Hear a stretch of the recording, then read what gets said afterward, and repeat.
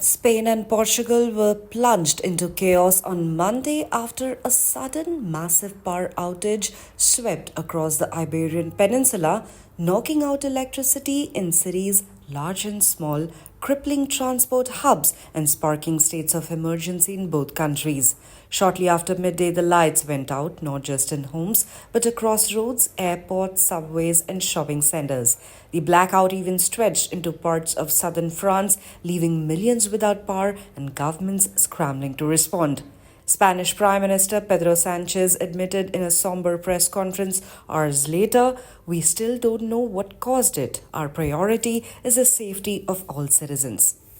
In Portugal, the grid operator Redes Energéticas Nacionais, that is REN, confirmed that the entire country, along with large swaths of Spain, lost electrical supply almost simultaneously.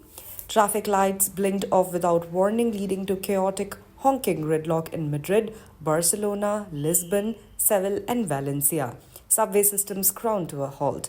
Airports flickered into darkness. People rushed into the streets, confused and anxious.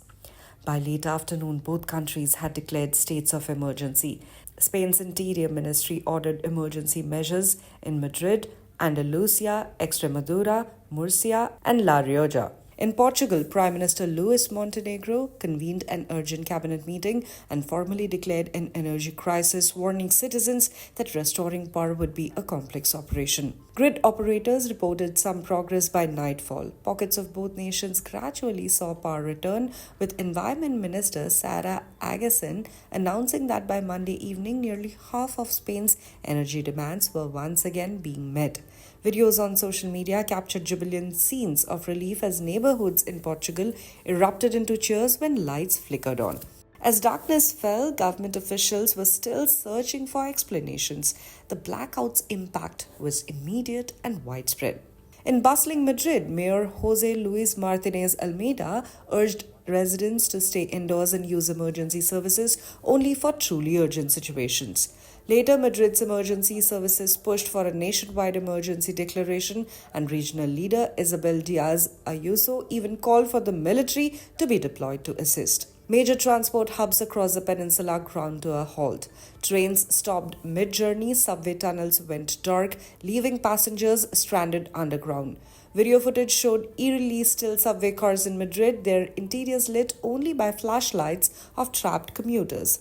Police officers were dispatched to intersections using hand signals to try and tame the snarled traffic.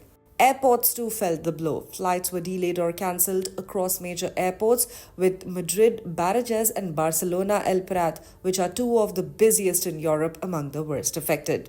TAP Air Portugal warned travelers to stay away from airports until further notice, while airlines scrambled to rearrange schedules. In the cities, life ground to a standstill. Shops shuttered, restaurants went dark, supermarkets unable to process card payments closed their doors early, and shoppers grabbed canned goods and bottled water. Madrid's firefighters reported carrying out 174 elevator rescues throughout the day, responding to people trapped in suddenly powerless lifts. Still, authorities emphasized that critical infrastructure held firm. Hospitals switched to backup generators, and Spain's nuclear power sites were declared safe and operational. Portugal's National Institute of Medical Emergencies activated contingency plans to keep vital services running. For now, as power slowly returns and investigations continue, Spain and Portugal are left grappling with uneasy questions about how such a widespread, sudden failure could have ever happened and whether it might happen again.